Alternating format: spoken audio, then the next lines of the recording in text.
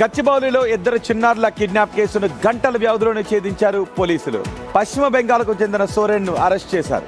చిన్నారులను safe గా తల్లిదండ్రుల వద్దకు చేర్చారు. సుదర్శన్ నగర్ లో కన్స్ట్రక్షన్ లేబర్ క్యాంప్ నుంచి కిడ్నాప్ చేశారన్నారు డీసీపీ.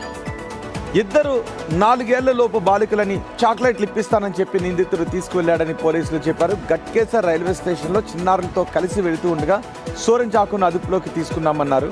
నిందితుడు అదే లేబర్ క్యాంప్ లో సెంట్రిక్ పనులు చేస్తున్నటువంటి వ్యక్తిగా గుర్తించారు.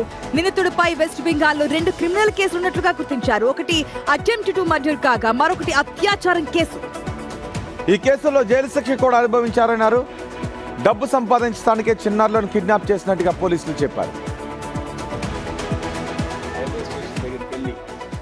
ఉన్నప్పుడు వాడు అక్కడ ఈ అక్యూజ్డ్ తర్వాత ఇద్దరు పిల్లలని పట్టుకోవడం జరిగింది.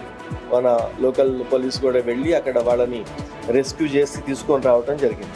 వెస్ట్ బెంగాల్లో కరింగిడి పోలీస్ స్టేషన్ లిమిట్స్లో ఈ నేరస్తుడు చాకు సోరెన్ అనే వాడి మీద 2 కేసులు ఉన్నాయి. ఒకటి రేప్ కేసు, ఒకటి అటెంప్ట్ టు మర్డర్.